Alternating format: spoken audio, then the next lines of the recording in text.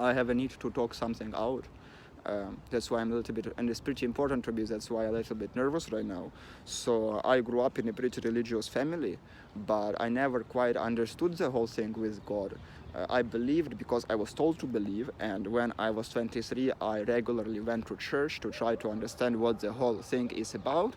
Went to a Christian church once a week, sometimes twice a week, and yeah, here are a few things, observations I have a need to talk out. So people usually go to church not because they're some holy or righteous or just. They usually go to church because they have a difficulty to live their life, because they need something to hold on to really tightly, because otherwise they cannot cope with their lives. So on Sunday morning, when most people go for a walk or make love, they go to church to pray, which is not a bad thing. But what's a bad thing is that they judge those who make love. It's a good thing that they believe in God, but it's not a good thing that they put their beliefs on some other people about love.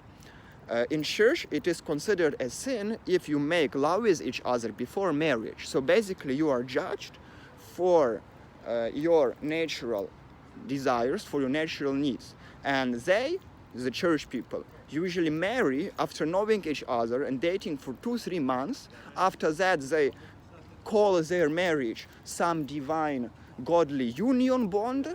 But actually, who are they kidding? They really marry only for one thing: to fulfill their natural needs, which is normal and which shall not be hidden or something. I find the whole idea with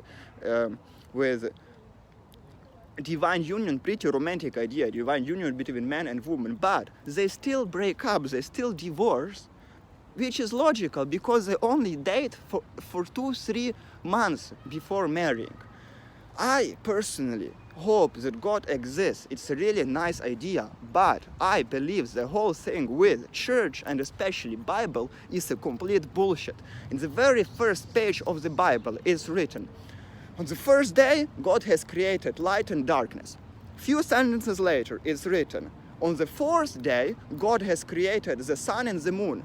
That's why I have a question. Where did the light come from in the first 3 days?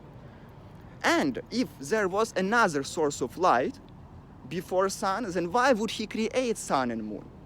And this is only the first page. There are many, many more inconsistencies in the Bible in the next 1,000 pages, which are really hard to understand. That's why I went to the priest and asked a few things, and he looked at me with those really, really smart eyes and said, "Yo, my son Arseny, Bible is created by the Almighty God. It is not meant to be understood with our human primitive minds." What the heck? If I do something, I want to be understood, I want to be acknowledged, I want to be heard out. I think everyone wants that. Why would anyone write a book that is not meant to be understood? And the crazy thing is, the people who go to church, they have a habit of reading Bible. So if I have a plan for a new year, in this year I want to buy a car, they have a plan for a new year, in this year I want to read Bible completely. And it's every year like that. As if they're afraid that if they don't read Bible, they will lose the connection to God. As if they're afraid that if they don't read Bible, they will lose this something, what they hold on to really tightly, and they won't cope with their lives anymore, which is a really, really scary thing if you think about it. One more thing is about the prayer.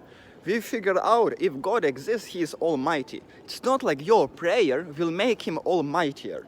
If God exists, He does not care about who you sleep with, who you marry, how you pray. He has much more important stuff to think and care about. You pray not for God.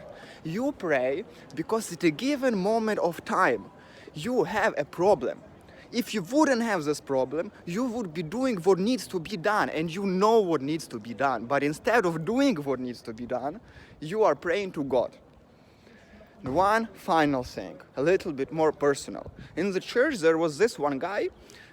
We were pretty friendly with each other, but every once in a while he told me, "Oh, Arseny, you are such a big sinner. You shall pray to God." Once in a while he also told me, oh Arseny, my brother, I'm praying for you every day that God saves your poor soul.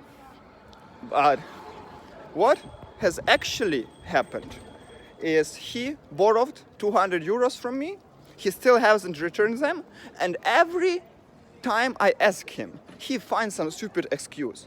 And the final last excuse he told me was, oh Arseny, I'm not giving you your money because you're such a sinner. What the fuck?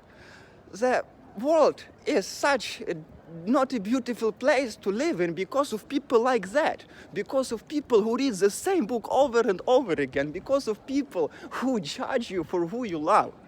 Because of stuff like this, people are depressed. Because of stuff like this, people are lonely. Because of stuff like this, people don't know what to do with their lives. And yeah, I feel relieved that I've spoken about this. And I repeat myself, I find the whole idea with God really beautiful, and I hope that He exists. But the whole thing with church and the Bible is a complete bullshit.